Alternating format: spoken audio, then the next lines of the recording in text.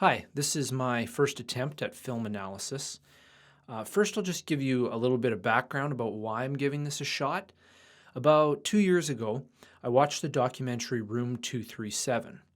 I certainly didn't agree with everything in the documentary, especially John Fell Ryan's incoherent mumbling and giggling, but I was blown away by all of the details I had overlooked, pun intended, when watching the film.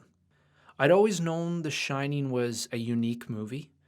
The first time I saw it and the movie came to a close with the haunting shot of Jack in the July 4th photo, I said to myself, what the heck did I just watch? Room 237 confirmed what I already knew.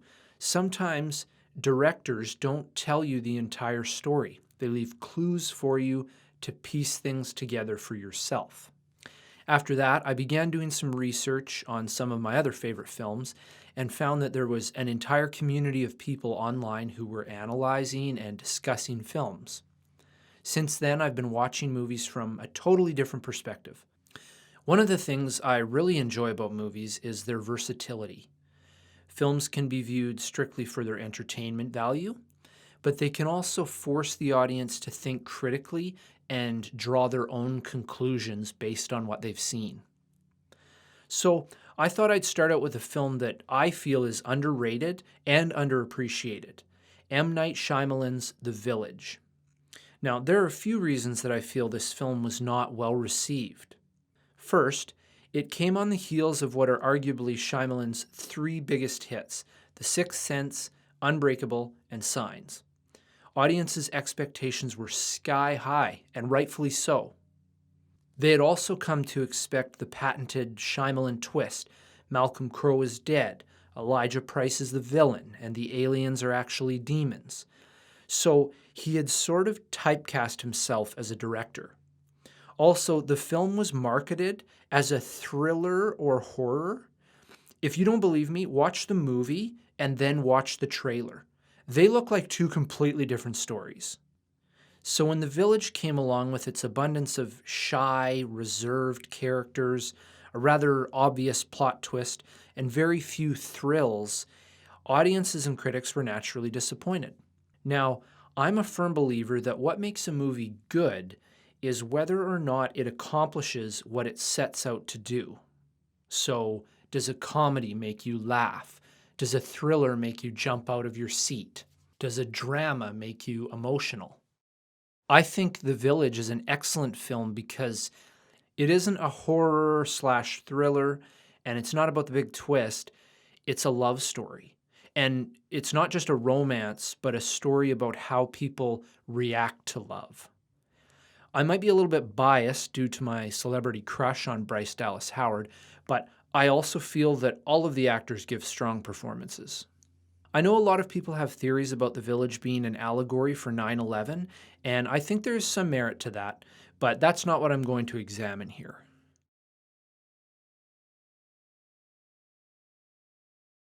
My all-time favorite filmmaker is Alfred Hitchcock, and I can definitely see his influence on Shyamalan's directing of this film. There are obvious things like the cameo at the end and eliminating one of the main characters halfway through the movie by stabbing them with a large knife. And actually, there is an interesting contrast in these stabbing scenes. Hitchcock wanted his stabbing scene from Psycho to have no musical score and just the sound of the knife penetrating the flesh. He later changed his mind when he heard the score Bernard Herrmann had written for the scene.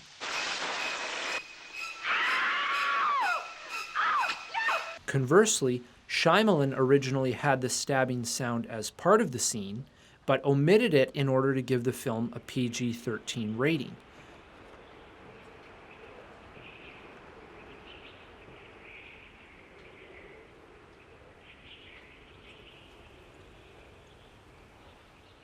Both are effective scenes, one with plenty of sound and the other with none. There is the less obvious Hitchcock trademark of using close-ups on hands and feet to tell the story. It's an excellent narrative tool, and Shyamalan repeatedly uses it to put us in the shoes of Ivy as she uses her hands and feet to discover what is happening around her. Just like Hitchcock's Rear Window, he gives us the feeling that we are watching people from a distance and they are unaware of our presence. The director repeatedly shows us characters' backs. The fact that he's able to draw us into the love story between Lucius and Ivy despite this is brilliant. The very touching and intimate scene on the porch is shot entirely from behind the two characters. And he did not need to do this. He has an opportunity to cut to a side profile of either character here, but instead he chooses to jump in closer from the same angle, still facing the characters' backs. This is technically a jump cut, so the director breaks a basic rule of editing in order to maintain the shot from behind the characters. Like I said, this is a very intimate scene, and most directors would be tempted to use close-ups on the actors' faces to convey the characters' emotions. It's a risky method, but I think he pulled it off. The director also uses slow motion in moments of imminent danger. I think this really emphasizes how time literally seems to slow down when we experience something traumatic. I also love the way that he uses the vivid red and yellow colors to contrast each other. The yellow representing innocence and the red representing corruption.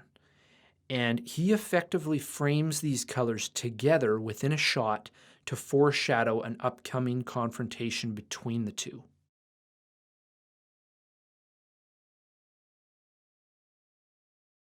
We aren't told what Lucius's color is, but I think Shyamalan makes it pretty clear through visual clues. Take a look at all of these stills of Lucius. He is almost always framed next to bright light. Look at the most intimate moment between Ivy and Lucius. When Ivy is thinking of Lucius, look at what is literally crossing her mind. Shyamalan also uses a few verbal clues to hint at Lucius's color. Listen to how disturbed Lucius is and the words he uses when confronted with wrong being done. Why do you tell me this blackness? And listen to what Edward tells Ivy. You see light when there is only darkness. And finally, the name Lucius means light, brightness, or to shine.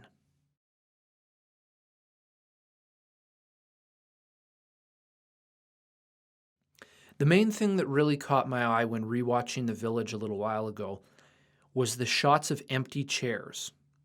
It got me wondering why these shots were inserted, particularly the shot of the rocking chair that is sitting out in the field. I researched it a bit online and found that some viewers believe that the chair represents grief or loss. Others see it as a symbol of the simpler, more traditional American way of life. But I thought I'd dig a little deeper and draw my own conclusions. So I watched it again and made a note of every instance that an empty chair is prominently shown. There are several of them throughout the film, but the very first time that we see it is here. Granted, it is defocused in the foreground, but it's a critical part of this scene. Just prior to this, Noah is shown violently swinging a stick at some of the other young people in the village. Ivy reprimands him, and he follows her to this house, which is a disciplinary place that they lock Noah in when he's misbehaving. Ivy decides to forego the punishment and instead asks Noah to take an oath. You needn't go to the quiet room if you take an oath to never strike any person again. No hitting. No hitting. No hitting. No hitting. No hitting. Now, the significance of this scene is that the chair is left empty. From this point on, look at the key moments when we are shown an empty chair. It's a subtle visual clue by the director. The empty chair symbolizes who is not sitting in it, Noah.